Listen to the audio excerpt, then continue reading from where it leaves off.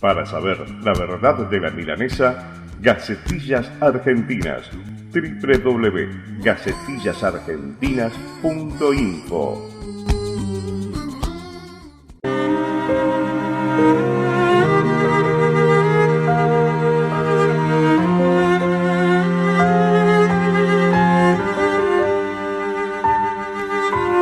Contrapuntos, un programa de radio políticamente incorrecto. Después de las palabras iniciales, nuestro primer entrevistado tiene que ver con seguir pensando, recordando qué pasó entre 1976 y 1983, qué pasó antes incluso, y qué sigue pasando hoy en el sur de Santa Fe y en Argentina. Y por eso estamos comunicados con un periodista que nació en Venado, ahora está viviendo en otra parte, nació creo que circunstancialmente en Venado Tuerto. Se llama Jorge Cadús. ¿Qué tal, Jorge? ¿Cómo te va? Hola, Andrés. ¿Qué tal? Muchísimas gracias por llamar. No, un gusto estar compartiendo con vos este programa de Contrapuntos. Estuve hojeando tu libro Un tiempo ayer ceniza, junto que hiciste con Facundo Toscanini. Sí. Apenas arrancás, decís que, es el escenario elegido para analizar qué pasó en los meses de la más brutal violencia, cómo se llegó a esa brutalidad, ¿qué heredamos de ella? Obviamente estás hablando de la dictadura en el sur de Santa Fe. Sí. Ahí lo que hacemos es tratar de pensar, porque desde pequeños conocemos la historia que pasa en Buenos Aires, en Capital Federal, que la que pasa en la esquina de nuestra casa. Entonces lo que tratamos de pensar ahí es qué había pasado en ese periodo, del 76 al 83, incluso desde un poquito antes, a la vuelta de la esquina, en los pueblos recostados sobre la Ruta 90 en el sur de la provincia de Santa Fe, y después lo fuimos ampliando. Entonces tratamos de pensar qué pasaba en Villa Constitución, en Firmat, en Venado Tuerto, en Alcorta, en Máximo Paz, en Santa Teresa durante todo ese tiempo. Uh-huh. Sí. ¿Quién fue Víctor Hugo Fina? Bueno, mira, esa fue la primera historia con la que nosotros nos encontramos cuando comenzamos este recorrido por lo que fue la violencia de Estado en la región, la violencia del terrorismo de Estado en la región. Víctor Hugo Fina para nosotros sintetiza parte de esa historia, porque él tiene un recorrido que va de Colón, pasa por la escuela de Juncal, termina el secundario en la escuela de Alcorta, viaja a Rosario a estudiar, a hacer los estudios universitarios, y aquí se encuentra con su militancia en el Partido Revolucionario de los Trabajadores y en el Ejército Revolucionario del Pueblo.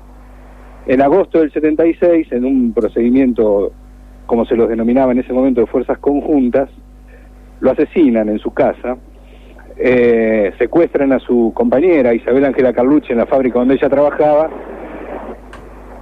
De Isabel Ángela Carlucci no se sabe nada hasta el día de hoy, estaba embarazada de 8 meses, la familia sigue buscando a ese bebé que nació en cautiverio, y Víctor Hugo Fina está sepultado allí en la localidad de Alcorta.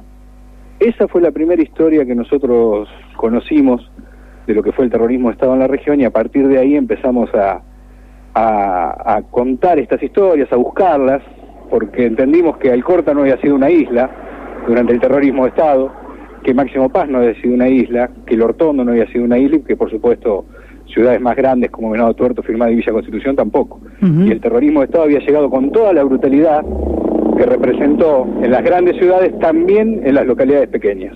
Uh-huh. Aquí en Venado Tuerto tuvimos al inefable Mario Picchi.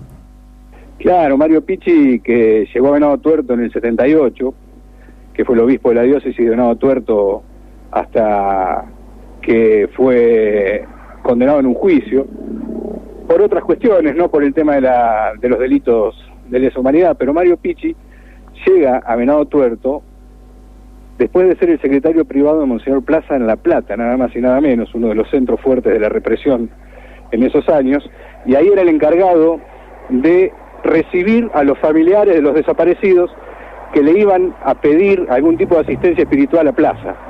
Así que el papel de Mario Picchi, sobre todo en La Plata, durante este periodo ha sido fundamental.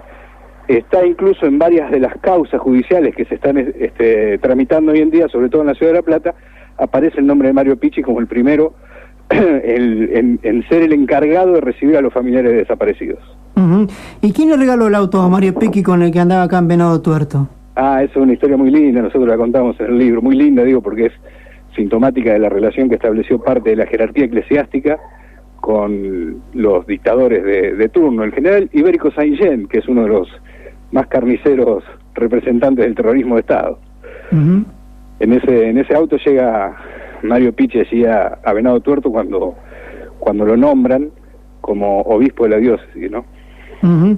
Y tenía como, creo que en esos años tenían, por lo menos entre el 75 y el 78, como dicen ustedes en su libro, lo tenía Juan Ríos como digamos, ladero, podríamos decir, ¿no? Claro, Juan Ríos también es uno de los más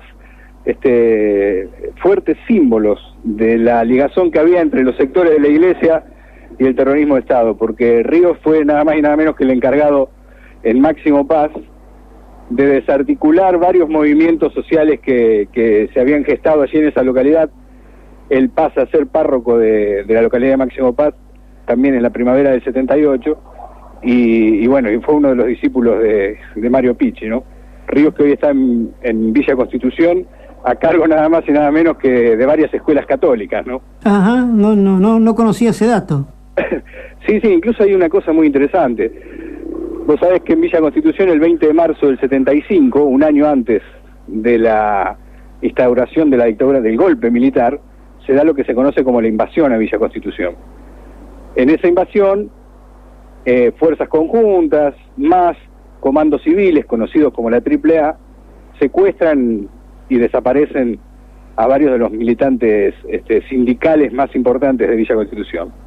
Uno de los tipos que recibe las columnas de la represión en Villa Constitución es Samuel Martino, que era el cura de Villa Constitución, haciendo sonar las campanas de la iglesia. Esto consta en los legajos de la CONADEP.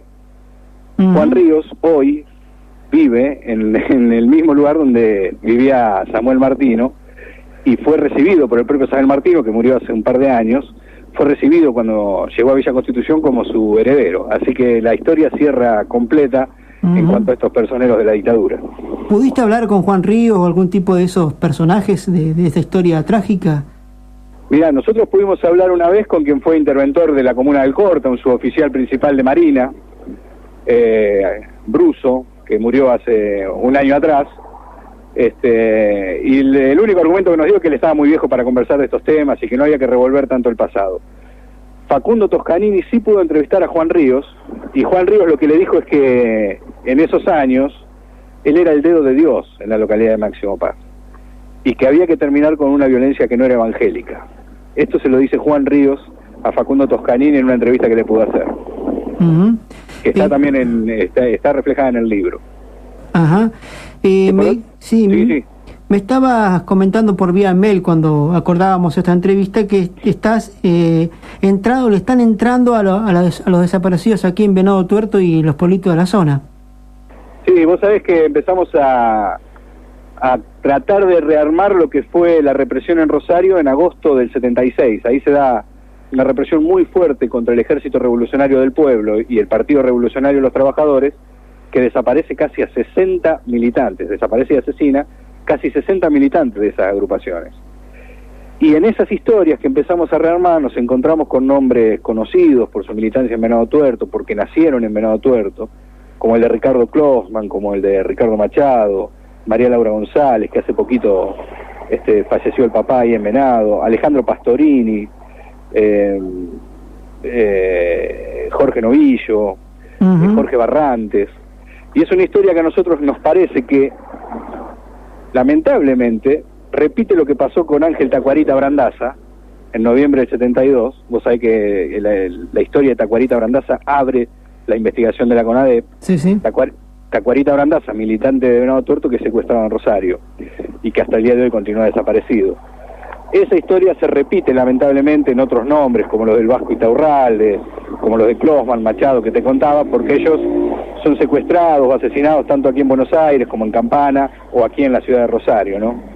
Y después historias luminosas también, como la identidad que logran recuperar de la hija de Ricardo Klossman y Cecilia Barral. Cuando la secuestran a Cecilia Barral, la esposa de Klossman, ella estaba embarazada de 8 meses. Y hace un año atrás, en abril del 2011, se recupera la identidad a partir del trabajo incansable de la hija de Klossman, que vive en el Hortondo, y que logran restablecer la identidad de María Pía Josefina Kers como la hija apropiada de aquel matrimonio, de Closman y Barral, ¿no? Así que esas historias las estamos tratando de contar hoy, de armar hoy, para seguir armando esto que es una historia incompleta. Nosotros decimos que el libro, Un tiempo ayer se dice, es un libro sumamente incompleto. Hoy más que nunca, porque se ha restituido la identidad de Islo Mersch y Cristina Cialzeta, que eran los dos cuerpos sepultados en la localidad de Melincué como NN, en septiembre del 76, que es una de las columnas de ese libro, y hoy esa historia está completa. Ajá.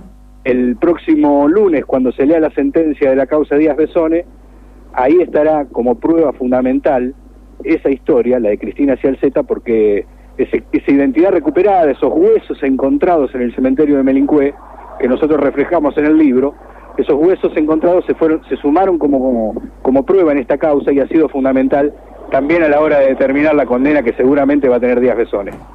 Por último, ¿cómo le está yendo con la presentación de Combatiendo al Capital, Rucci, Sindicatos y AAA en el sur de Santa Fe?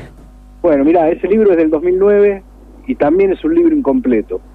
Nosotros registramos ahí 66 casos de asesinatos cometidos por la AAA en la provincia de Santa Fe desde el 73 al 76, periodo de democracia o democracia formal, si se quiere, en estos arrabales. Desde junio del 73 al 24 de marzo del 76, 66 asesinatos registrados en el libro. Cuando nosotros comenzamos a presentar ese libro y lo seguimos presentando, se suman casos, y hoy estamos llegando, y por lo menos hay 10 casos más que estamos tratando de sumar a ese trabajo. Como todo trabajo periodístico, es una foto de un momento y es incompleto. Pero ahora estamos el 26 en Juncal, el 27 en Juncal, el 28 en Totoras, charlando de estos temas, y siempre con la compañía de las Madres de Plaza 25 de Mayo. Gracias, Jorge Cadús, por tu tiempo, y bueno, a seguir trabajando en esto de la memoria en el sur de Santa Fe. No, te agradezco muchísimo la generosidad de difundir nuestro trabajo, Andrés. Chao, un abrazo y hasta la próxima. Un abrazo.